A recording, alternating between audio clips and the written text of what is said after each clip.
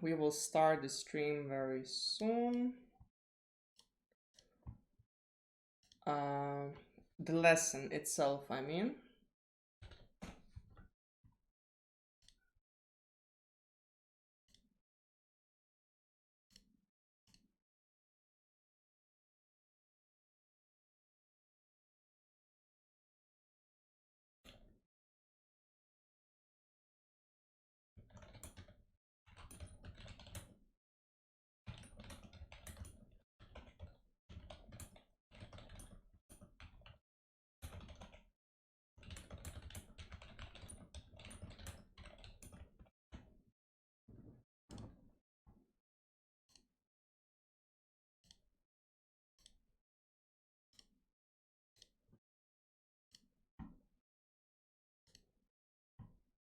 All right.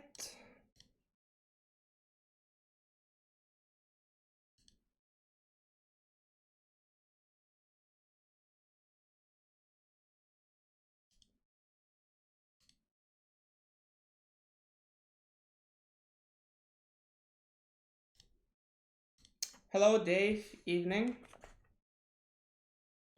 I'll start lesson in a few minutes. In the meanwhile, here is the link to the slides.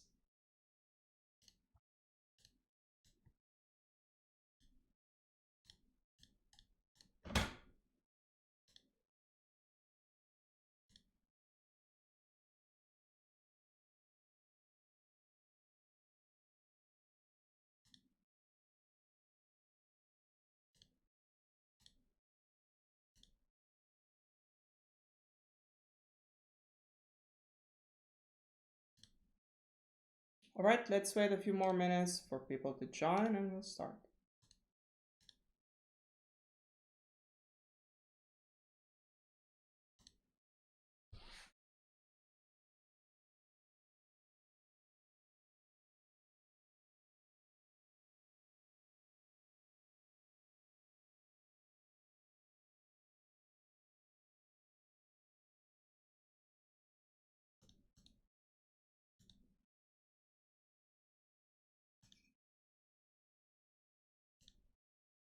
Okay, let's start. Hello everyone, and today is the last lesson, lesson 5 of the solid principles. And we will talk about the dependency inversion principle. Why does it matter? What is it? What benefits does it give? How do we actually implement it?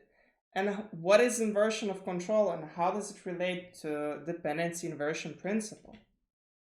So let's start with this picture where you see what a practical explanation of dependency inversion principle is.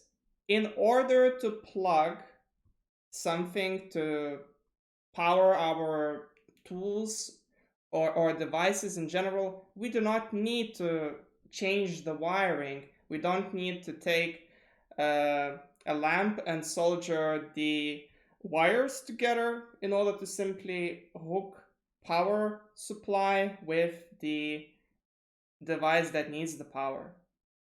So that is the inversion of dependency inversion principle in that regard. Officially, it sounds like this. High-level modules should not depend on low-level modules. Both should depend on abstractions.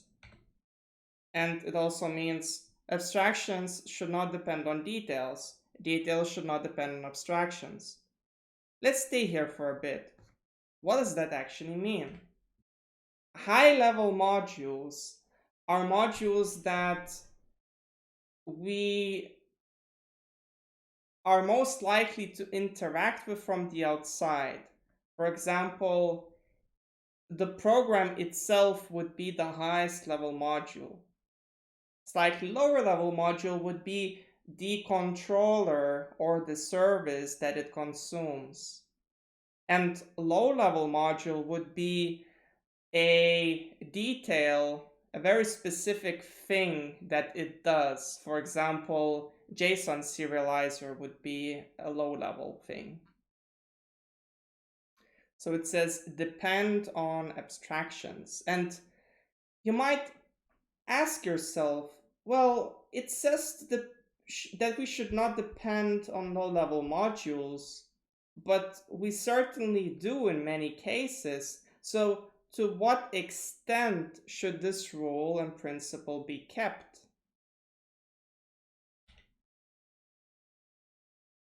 And it says that abstractions themselves should not depend on details. And how can abstraction depend on details? What details are we talking about? So the second part, I think, is much, much more often misunderstood, and I'll tell you why soon.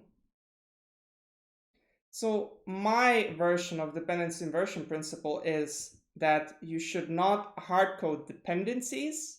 You should depend on abstractions and not implementations, and you should use abstractions that your domain needs, not something that third party supplies you with, but something that you actually need.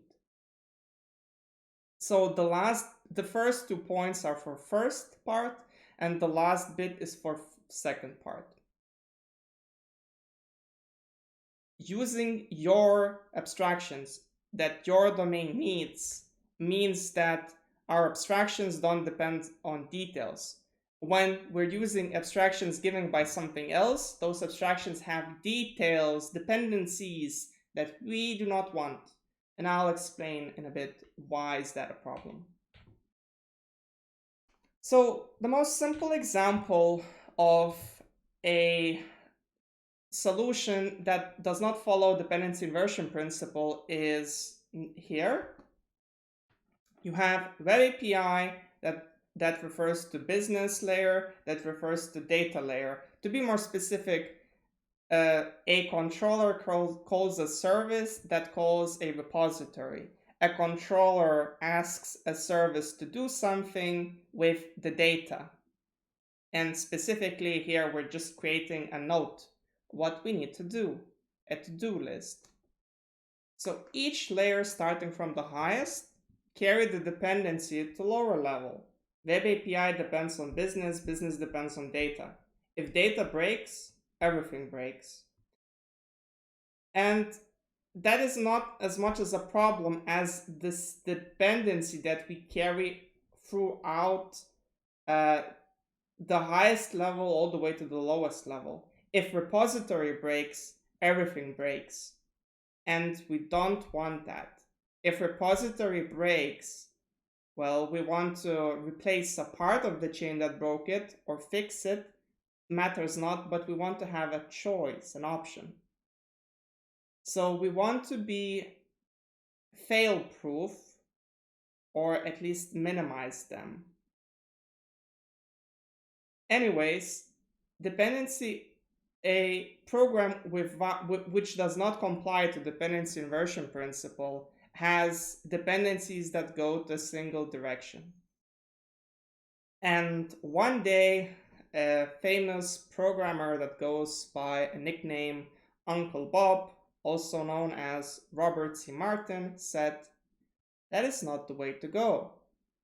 What if we could invert the dependencies like this? So here you can see that inside every layer, we expose an interface. So this is very similar to the example that we had at the start. This example where where in order to supply power to some device, we don't need to redo the wiring. We simply plug it in the socket. So inversion of control principle is really a principle of ports and adapters. Our interface is a port, and different modules communicate through those ports. If we don't like the interface that we consume, we adapt it in a way that we want to consume it. So Web API consumes to-do service, and it no longer cares about even the existence of data layer.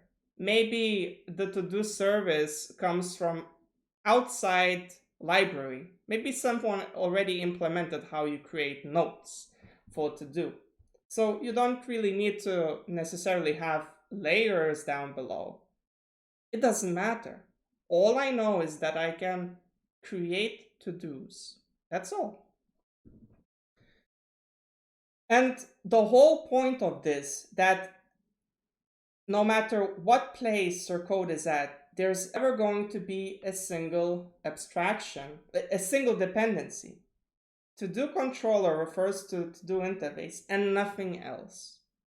To-do service refers to to-do repository and nothing else. I'm not saying that it cannot refer to multiple dependencies, but I'm saying that those dependencies will be a single level deep, no matter what. And that is the beauty of it. You don't know what's under the hood and you don't care. Having interfaces as things that we consume allows us to have a contract that we trust and rely on, and that we can change, like that we won't really change, but which is implementation we can swap if we want to. So why do we need all this? The first point is maintainability. Consuming an interface is simple because we don't need to care about the details. Details are isolated in implementation, and in the first place, we don't really care as long as it works. And if it doesn't, we'll look at the thing that we consume.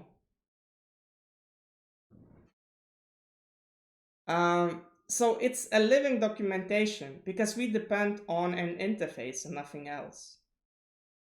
And if we want to be true to our domain and our solution, we also won't depend on third-party interfaces. For example, instead of some specific namespace logger, we'll be using our service logger. Because that allows us to make changes, and those changes will ever going to be a different dependency injection, rather than changing the dependency itself, the abstraction. If abstraction is the dependency, then your changes that you're ever going to make are going to be different, like additions and not rewrites. That's the whole point. So Dave asked, so it's like adding an extra layer between modules. So like we have I2Do service between Web API and business, then I2Do service might have a declaration called create. Then you have the implementation for create inside to-do service inside the business layer. Yes. So the whole point is that the complexity for communicating with some other service is always isolated from the consumer. Consumer should not know what the service has. It should only ever consume the abstraction and not the implementation. That simplifies things significantly. And that allows us to, again, conform to all the solid principles. Very important, open-close principle, because we're just adding code. And the only change we're making here is changing the dependency that we inject. But no other classes are going to be changed because the dependency remains. The dependency being abstraction. We just inject something different, and injecting doesn't mean exposing. Yes, that is correct. Dave said, no matter how much I change the implementation inside a layer, the contract still applies through the interface and it will still work. Correct. If you want to have a different point of view, or rather same point of view or different points of view, but through different people's perspectives, there is a nice discussion down below, Stack Overflow discussion, that explains what is dependency inversion principle and why it matters.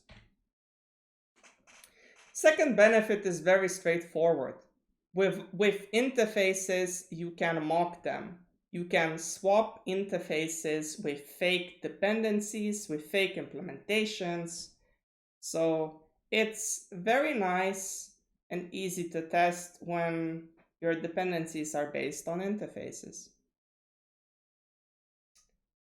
If we weren't depending on abstractions, instead of mocking, we would need to be creating fakes. And we would also need to understand how the system works in order to create proper fakes. For example, if my application is on console and I'm deeply coupled with console, and so when I'm testing some console-based application for all the console reads and writes, I would need to override the input and output channels to be either string or file. Because normally it's a console, it's a terminal, and we don't want that when testing.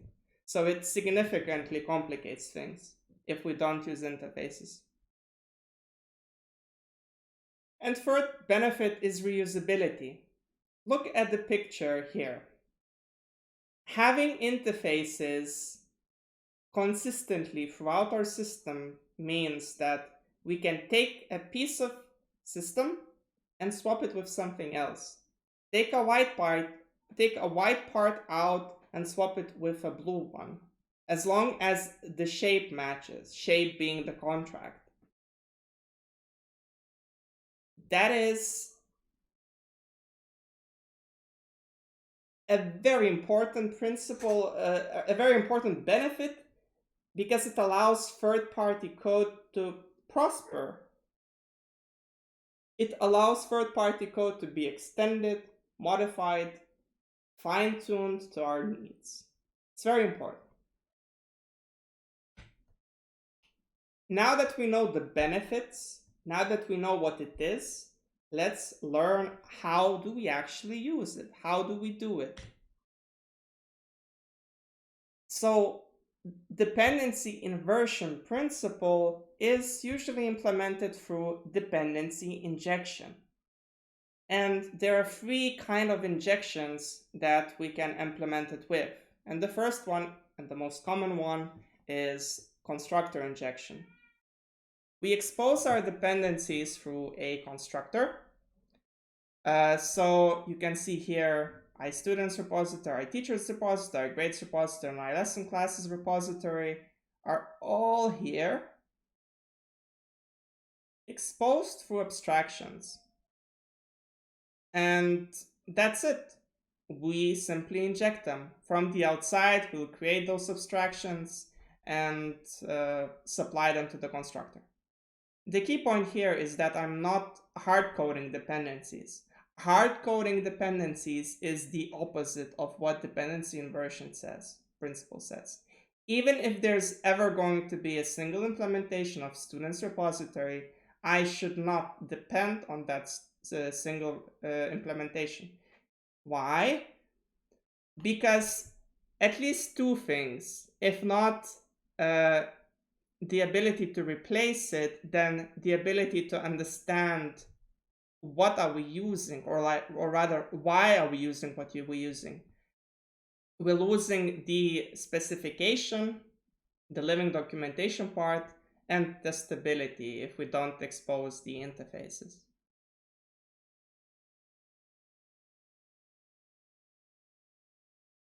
Method injection, you can see here we have a logger and we create the service. Order service takes iLogger, and here we create a logger. So the second one is method injection. When we create an order, we also pass a logger. Maybe there are different kinds of loggers that we pass. In this case, the key point is if dependencies are likely to change, it makes sense to pass them through constructor. If implementations, I mean, are likely to change, then it makes sense to pass them through method. And for property, similar, if dependency is likely to change, it makes sense to pass them through property. Very rare, I hardly see this as a way to do, and method injection is way more rare than constructor injection, and property injection is way more rare than method injection. So overall, constructor injection is what you'll be seeing most of the time. Now that we know how to create something so we can inject it, let's look at the options that we have, or rather specifically, how do you inject correctly? How do you manage all the complex creations of dependencies? Because think about it. If we are exposing everything through a constructor and not doing anything internally, then that would mean that we're creating new instances all the time. So that could grow out of hand quite fast. How do we manage it? So creating new instances by itself is quite a bad thing. Calling new means that we're coupling an implementation to the way we consume something. So new is glue. That is a very nice way to put it. Every time we create something, we most likely do it again and we become redundant. We couple things and we are redundant. So we need some way, maybe a factory of sorts, to manage it. Factory methods to just, keep creating, like hiding how we create those dependencies. We just do them. However, there is a better way. There is that kind of factory done for us. And that is called an inversion of control container that creates the dependencies in a single point, or rather manages dependencies in a single point, and allows us to simply say, resolve my dependency. And given that we registered what involves in that dependency's implementations, we can resolve it. So inversion of control container is a way of managing registering of all the dependencies in our application in a single place. And in .NET, we have three options. We have Unity, Autofag, and Ninject. There's a fourth one that ASP.NET Core uses by default, but that one is very similar to Unity Container. And due to that fact, we'll be using Unity Container in the examples that follows. As we mentioned in the start, everything happens in a single place when we're using inversion of control. Everything I refer to the injection, the managing of dependencies. So somewhere in some point we injected the dependencies, and let's say in our main method in our application startup, we resolve the dependency. Here I hit how it's done. I just wanted to illustrate the point that in your main, you will create your application with all the dependencies that it has, and you'll start that application. And that's it. Now, how that happens under the hood, let's have a look. So we create Unity container, and that is a thing that manages dependencies. The container can register which implementation is for which abstraction. So when you register implementation to abstraction, it basically tries to create that abstraction, that implementation for that abstraction when we're referencing it. And the same goes for all types. So when we're resolving school terminal, it will create school memory context, which is needed for all the repositories, and it automatically passes the school memory context to all the repositories, and then it automatically passes all the repositories to our school terminal. it's very cool because I haven't written a single new keyword, and every time I need to create a school terminal, I'll simply call container.resolve, and that resolves all the dependencies needed in order to create iSchoolTerminal, specifically school terminal, the one that is being referred to. So inversion of control container is two things really. First, it manages dependencies, and second, it manages lifetime of those dependencies. Why do we need to manage lifetime? Well, because some things are better off to be kept to be initialized a single time. Other things are better to be initialized every time. Other things are better to be shared for some scope, and so on. So what kind of lifetimes do we have? It really depends on the container, but I would like to put three specific categories on the spot. And these categories can have different names, but especially in ASP.NET Core, it's used, those three lifetimes are used. So transient, scoped, and singleton. Transient, every time you refer to a dependency, to the instance, to some abstraction, it creates it. Every time you refer to it, it creates it. Scoped, you refer to it once, twice, 3 times per request. It will be created once. But as soon as second request comes in, it will be created again. Third request comes in, it will be created again. But if inside the request you call it 4 times, 5 times, 6 times, 3 times, 2 times, it will be created a single time. But as soon as a new request comes in, it will be created again. So scoped per request flow. And singleton once per your whole application lifetime.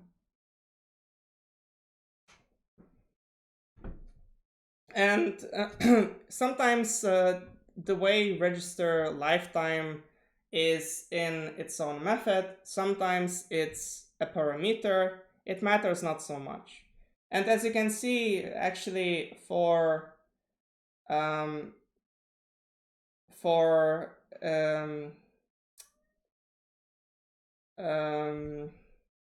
God, for Unity, you have the following lifetimes. And as you can see, the three main ones, scope, singleton, and transient, are there.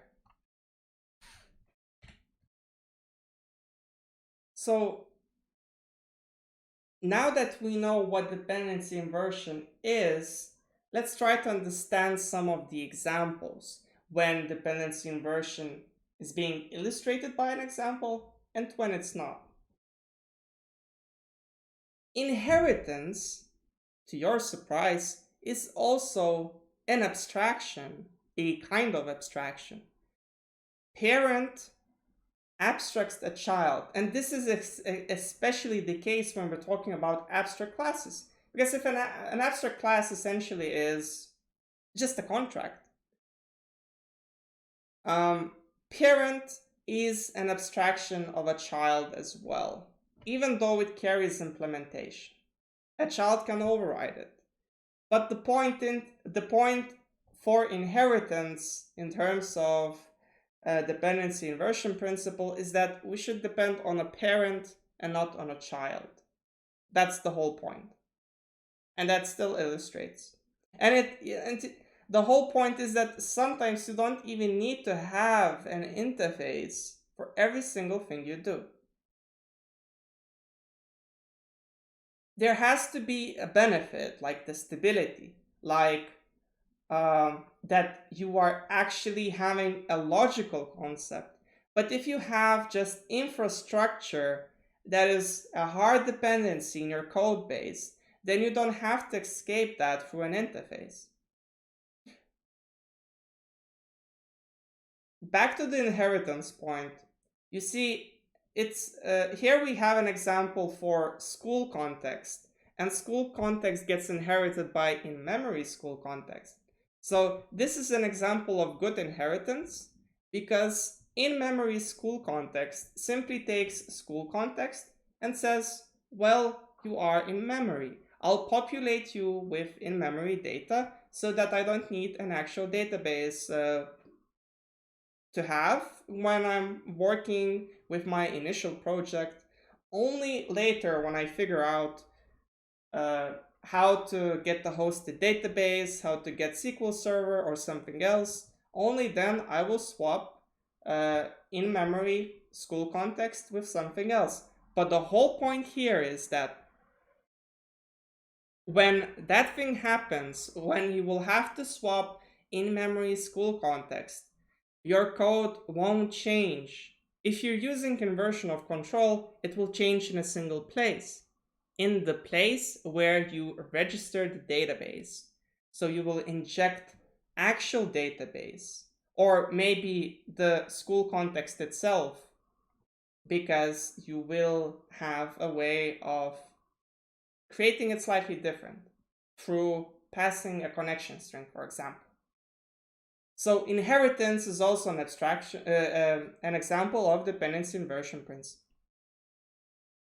Delegates as well.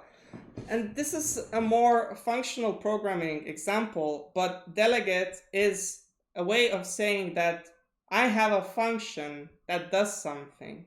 And if you know how delegates are written in C#, you'll understand that a delegate is basically a constructor function. And in fact, delegates are in a way superior to interfaces because they have an atomic operation. A delegate will always have a single method. Delegate itself is a single method. And the best kind of interfaces are interfaces with a single method. Because when you have a single method, you can no longer mix their concerns that are in that interface.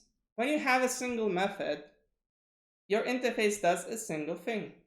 So delegate is a way of having it for functional programming, sometimes even for object-oriented programming. I mean, sometimes in C# you'll expose a dependency through a delegate, and that is fine as long as it is not a big complexity. How do you register a delegate? The absolute same time. Write is my delegate. Instead of write, I could have a action of string, and I simply create a delegate which simply prints something to the console.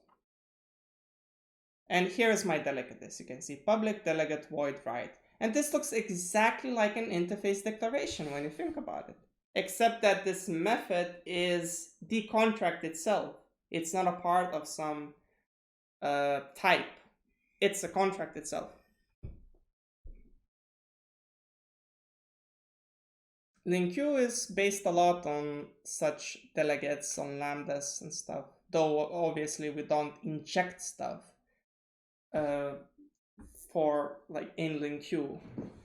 Well, we do inject it through method injection actually, and that is a very good example actually. Method injection, LinQ is based on method injection.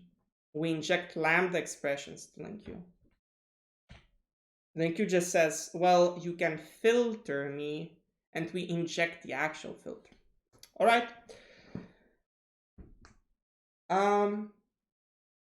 Sometimes as simple as a choice between exposing an abstraction or instead of implementation is dependency, an illustration of dependency inversion principle. For example, if I have a list internally, but externally, I'm not going to add elements to it, I'm not going to index it, then I don't really need to expose it as a list. I can use a higher order abstraction, such as IEnumerable.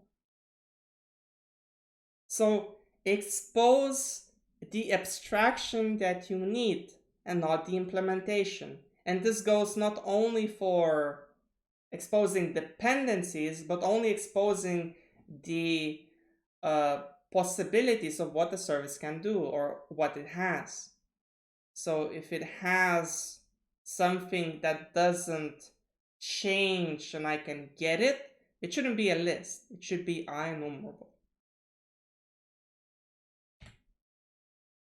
And lastly, the absolute biggest misconception.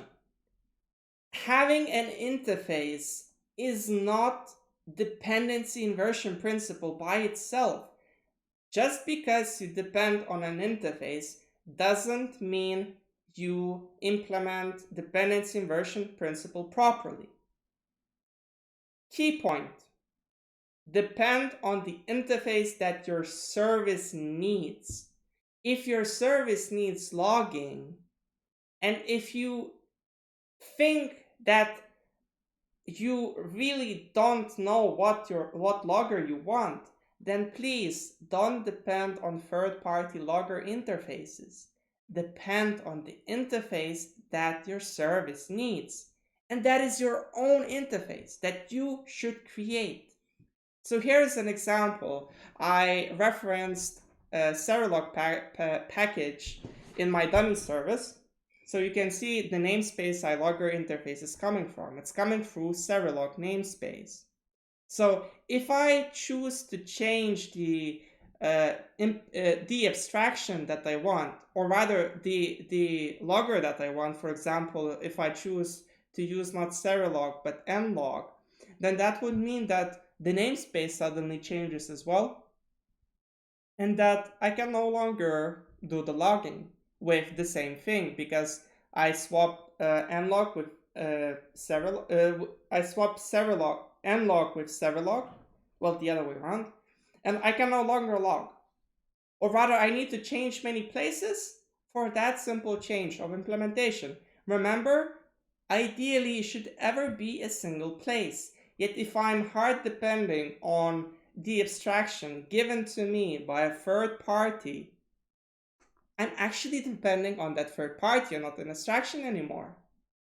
So remember the second principle: abstractions should not depend on details. Abstractions should depend on abstractions.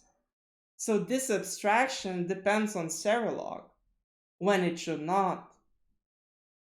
Or rather, there is nothing Serilog could have done, but our detail that we have, which is dummy service, depends on third-party abstraction, which is a detail. And so we should swap iLogger with our service logger.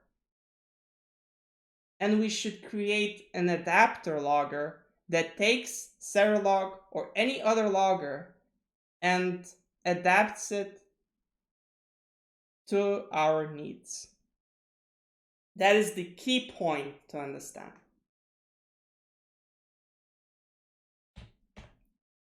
This right there that I just explained is misunderstood sometimes even by the senior developers, which is ridiculous. Sometimes people come and tell you, look, this is a concrete and you should be using an interface. But if inside your interface you are still referencing anything that comes from third party, you're not creating an abstraction. Your abstraction is actually, well, you are creating an abstraction, but that abstraction is still coupled with the details of infrastructure, which it should not have. So don't just write interfaces, but write interfaces that are dependency free if they don't have to have those dependencies. For your domain, for your code, unless you're writing a library for infrastructure, don't have those dependencies. Avoid. So to wrap this up, I'd like to talk about the terms that often get confused when talking about inversion of control, dependency injection, and dependency inversion. Dependency inversion is a principle that this whole lesson was about. It's just a way of saying that you should depend on abstractions rather than concretes. concrete implementations. Injection is a pattern that we use in order to achieve dependency inversion. So dependency injection is a pattern. It's not dependency inversion. It's just how it gets implemented most often, but not necessarily.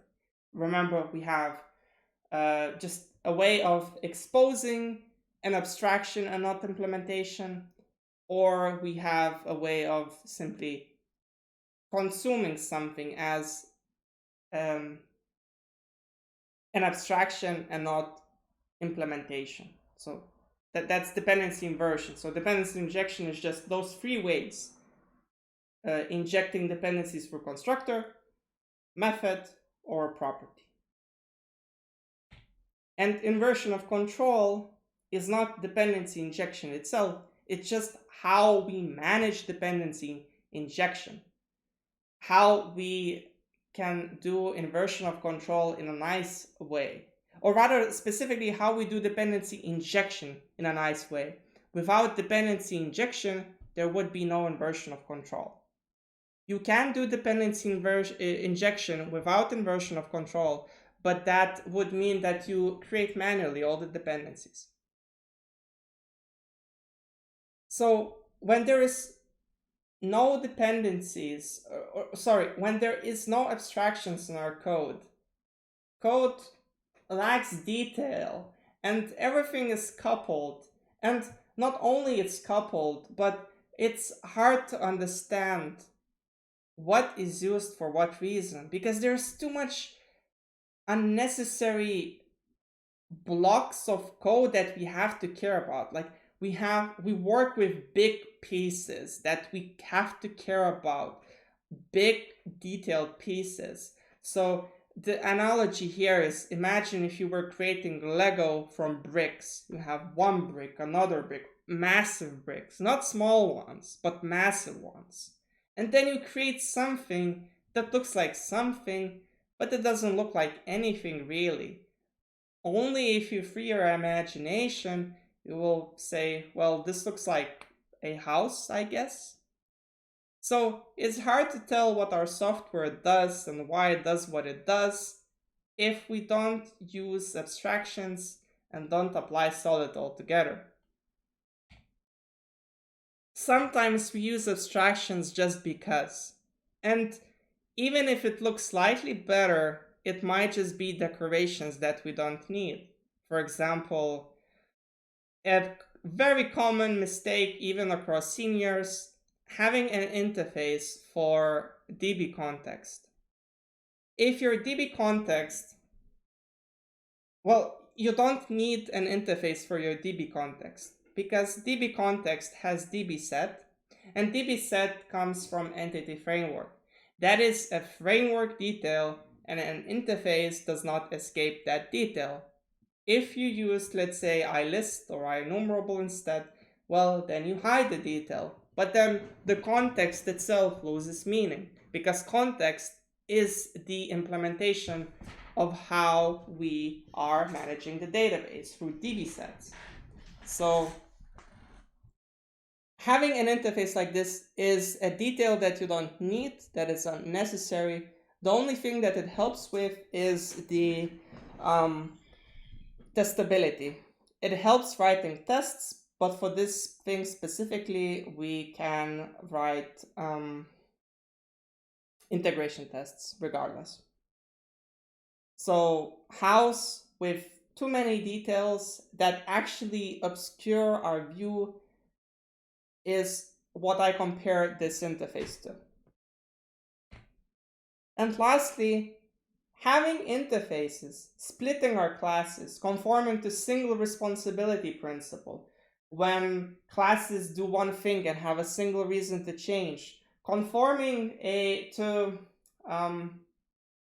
open close principle, when classes won't really change from the outside, from the inside, and the changes that are ever coming will be from the outside, is really cool because it makes code so much more flexible. Having true classes that do what they expose, that do what their abstractions tell us that they do, that conforms to Liskov substitution principle, is classes that we can trust and understand well, and classes that don't really break and that keep their contract, that conform to interface segregation principle, are great because that minimizes changes further. And finally, classes that conform to dependency injection inversion principle, that have dependencies injected from outside and that have abstractions exposed and not implementation details, simply creates a very fine-tuned, well-grained code base, detailed code base. But having many pieces doesn't make it bad, because it allows us to understand what the system is, how it works, much, much better. It also means that if something changes or breaks, there's ever going to be two places for change. One in registering a different dependency, and another in fixing the actual implementation. Not 20 places when everything is scattered, when everything is a detail that you don't really need to care, but just 2 places. So the final result is a house that you can call a house with certainty, because it has a lot of parts that makes it what it is, just like a software that conforms to solid principles. That is all I wanted to talk about this lesson, and now I would like to ask you if you have any questions and if you have any highlights of this lesson, if you would like to understand something better. And I would actually like to write you down, even if you don't have questions, the highlight of the lesson that you would like to talk about, maybe a bit more. So please write down one thing that you think you understood very well, and one thing that you would like to understand a bit better. And I'll be right back in 1 minute.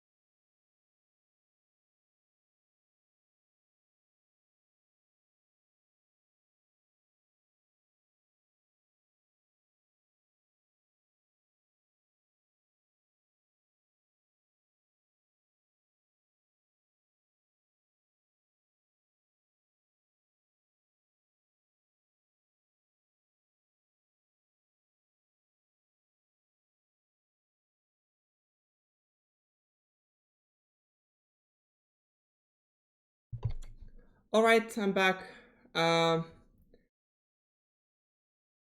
So it just Kevin said, I like how you explained where the implementations of IAC containers in C# come from. Unity, for example. My preferred framework is the PHP framework, Laravel. That's fine. To everyone their own. PHP, a thing about PHP. In C#, when you talk about Liskov substitution principle, you mostly talk about that A class should do what is told, but for PHP, since the type system is so loose, the Liskov substitution principle also means that a class should return what its abstraction tells that it does return, or takes the right arguments, because that is not enforced by the compiler, because there is no compiler, it's interpreted. So that's just my 2 cents about PHP. Dave said, I think I got the point, and it makes sense to rely on interfaces so that way I won't depend on other specific details of implementations provided in classes. I think I got Unity configuration as well, though I'd probably need to play around with it. Yeah, Laravel is fine. Yeah, Laravel itself is fine. I have nothing to pick on it. PHP is a fine language as well, as long as you don't write quick and dirty code with it. As long as you write sane code with it, then it's fine. I don't know if I have anything more to show. I have a comparison how inversion of control is done in those 3 containers, so I can demonstrate that. So with inversion of control, so we have Unity. I'll push actually right now the code changes, and you can have a look at it yourself.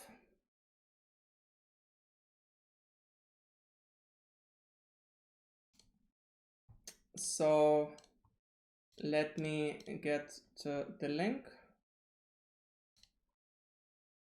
Here you go. And the part that I would like to show is comparison between containers. So Unity container, you create a container, register type, say which abstraction, which implementation implements which abstraction. So you do that for each thing. And finally you say container resolve, and boom, it magically resolves all the dependencies needed for the school terminal. And the school terminal, as you can see, exposes those dependencies. And these dependencies, if you go to the implementation that I registered, which is in memory, exposes, requires iSchool memory context. So there you go. And how is it different in the other 2 containers? In AutoFac is really funny because it's almost the same. Let's put a space. It's almost the same. So in AutoPack you have container builder, and in Unity you have Unity container. So it's basically a different name for the same things, and it's almost identical. The method that registers types is also called register type, except it's more based on Fluent API. It's, I guess, more readable. You say register type, you give it a type, you say as, and so basically you say which implementation do you register as which type. Just the order of things, basically. So you register all those things, then you build the container, which means that you basically compile it, and finally you call resolve. That's the same thing. So resolve is actually the same. Register is the same. I would say the fundamental difference is that you have to build a container to let it work out all the dependencies. You might think that this step is unnecessary, but actually this step adds a bunch of optimizations to the way it resolves dependencies. So it's not a bad idea to have this. Otherwise, how would it know? When can you actually start figuring out which dependencies you need to resolve? On every resolve? Maybe, but maybe not.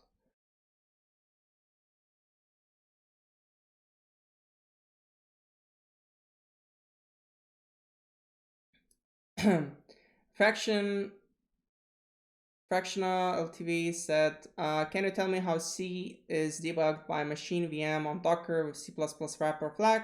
I have no clue, sorry. Lastly, in inject, standard kernel, a really fancy name, and it's very similar to register type. Like register type of AutoFac. In AutoFac, you have register type as, and the again order of things is swapped. First we have an abstraction, and then we have an implementation. So in terms of order, it's more similar to Unity. In terms of syntax, it's more similar to AutoFac.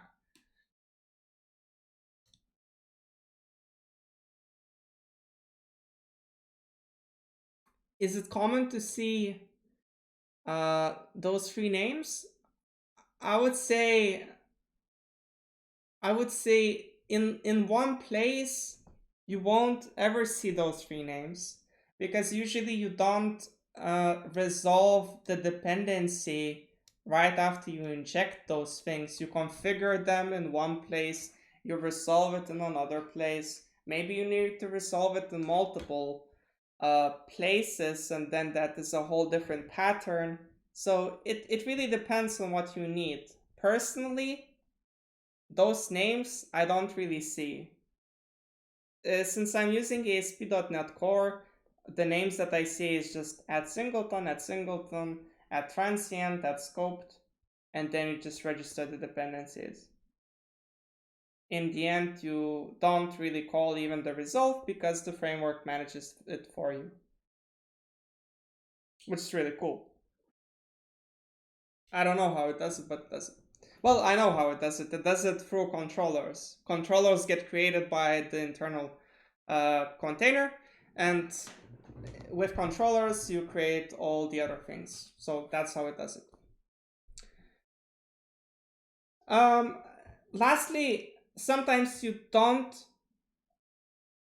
cannot afford, or rather your requirements don't allow you to have the luxury of resolving a dependency once. Sometimes you really need to resolve dependencies multiple times. For example, what if I have a forms application or WPFX application or any other application that has windows that are being actually created? So if I want to move from one window to another, I need to first create the window, move to it, and dispose of my previous window. So creating a new window has to happen on the fly. I cannot have it pre-made for me. So in that case, I will need to have something like a service locator pattern. Basically a pattern that allows me to create services on the fly. Here I have school terminal, and this is slightly different thing. My school terminal, it just means that I created it once, and I'll refer to it from a singleton service locator. It might mean that my service locator can also resolve the dependencies. So if I wanted to do that,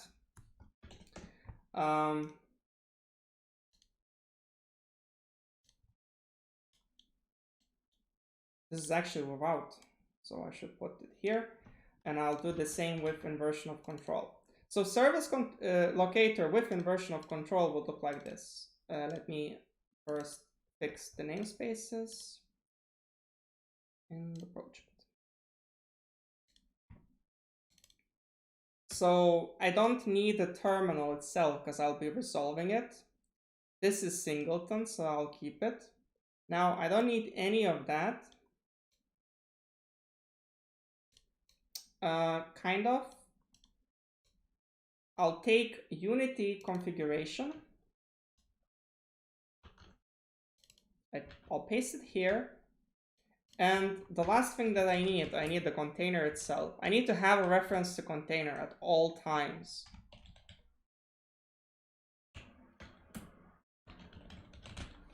And yeah, this is fine. So I create a container which manages my dependencies.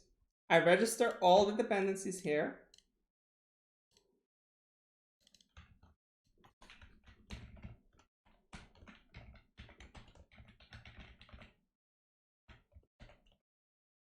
And I basically say that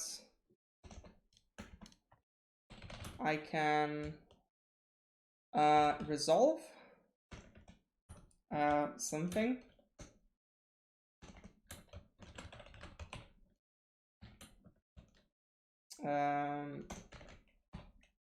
Yeah. And I'll probably do something like I service, which is an interface that simply says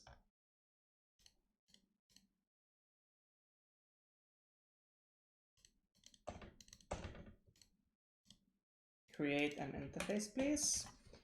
Public interface I service. It's a maker interface. Doesn't do anything. It just says that I don't really support resolving anything. I only support resolving services, so that it won't let me, pass some bullshit like an integer to resolve. I don't want to resolve an integer. I just want to resolve services. So I have services that I can resolve, and I'll basically say, well, container resolve whatever I passed. Boom, done. So like this, why did I have to use service locator? I hid the complexity of container. I no longer say that container can register dependencies. The dependencies are already going to be registered. All I'm saying is that through this container, I can resolve dependencies, nothing more. And not any dependencies, only services. So whatever I flag as a service, I can resolve. So let's say I go to a school terminal, and I'll simply say, well, school terminal is iService. And since school terminal is iService, that means I can resolve it. So now in my code, in my startup, I can simply say, instead of this, I can say, what was it? Service locator with IOC, instance, resolve, I, school terminal. I cannot resolve anything else, really. Like if I try to resolve an integer, it says integer is not a service. So the only thing I can resolve is school terminal. And I'm pretty sure this is how ASP.NET Core controllers are based. They have, common base, maybe an interface that is hidden that it uses, and there is some service locator kind of thing that keeps on creating those controllers when we need them and does this thing. So here, I just demonstrated how a service locator pattern works. In, let's say, forms application, you would be resolving your form 1, let's say, and similar. Yep, that's all I wanted to talk about in this lesson. Do you still have any questions?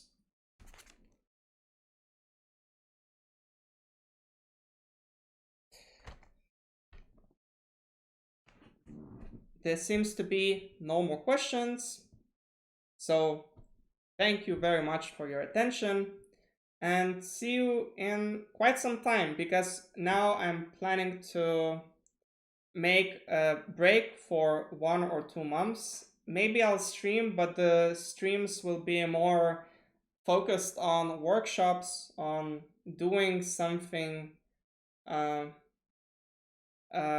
practical, just getting hands dirty and getting shit done rather than teaching something. Though, of course, it will be also included in for educational reasons, but it will be just doing something for fun, creating stuff for fun.